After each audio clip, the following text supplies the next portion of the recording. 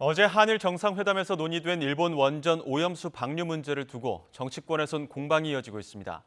서울 양평고속도로 종점 변경을 둘러싼 여야 신경전도 점점 더 거칠어지는 모습인데요. 취재기자 연결하겠습니다. 김경수 기자. 네, 국회입니다. 네, 어제 한일 회담을 두고 여야 평가가 극명하게 엇갈리고 있죠.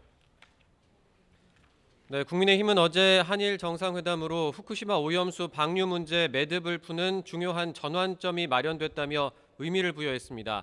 윤재옥 원내대표는 오염수 방류 점검에 한국 전문가 참여 등 윤석열 대통령의 요청을 기시다 총리가 사실상 수용했다며 이제 국민 건강과 수산업을 지킬 대안 마련에 민주당도 동참하라고 강조했습니다.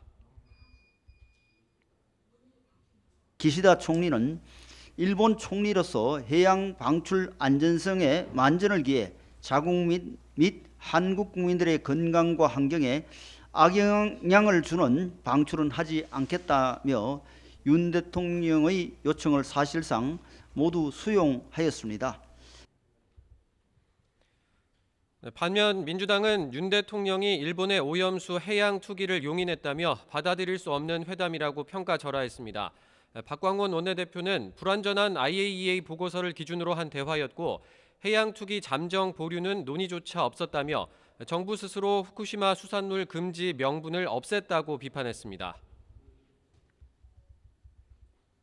네, 어제 한일 정상회담에서 기시다 일본 총리는 후쿠시마 핵물질 오염수 해양 투기를 통보했고 윤석열 대통령은 용인했습니다. 윤 대통령은 국민의 기대를 외면했습니다. 정의당 이정미 대표도 굴욕적 회담이었다며 즉각 일본의 방류 계획 잠정 보류를 요구하라고 촉구했습니다. 오늘 외교부를 대상으로 한 국회 외교통일위원회 현안 질의에서도 일본의 오염수 방류 계획과 IAEA 검증의 신뢰성 등을 두고 여야가 설전을 벌이고 있습니다. 네, 서울 양평고속도로 종점 변경 의혹을 둘러싼 여야 신경전도 갈수록 거세지고 있다고요.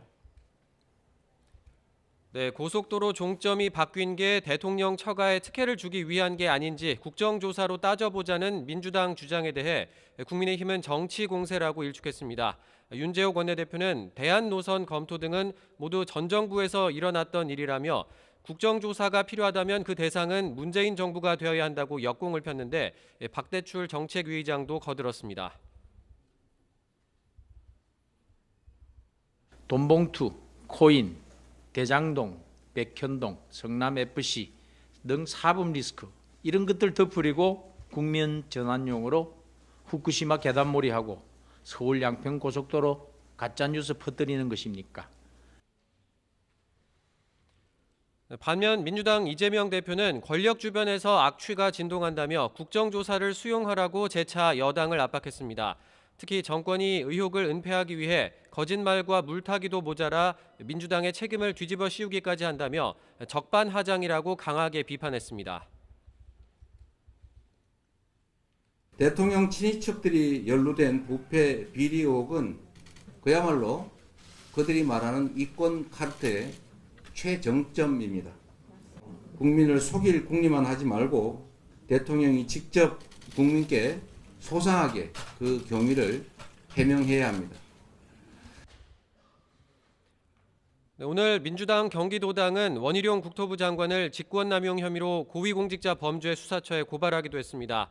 다음 주 월요일 원희룡 장관이 직접 출석하는 국회 국토교통위 현안 질의에도 관심이 쏠리고 있는데요. 국민의힘은 원 장관이 의혹을 잘 해소할 거라고 기대하고 있는데 반대로 민주당은 국토부 설명이 미흡하면 국정조사 추진을 검토하겠다고 벼르고 있습니다. 지금까지 국회에서 전해드렸습니다.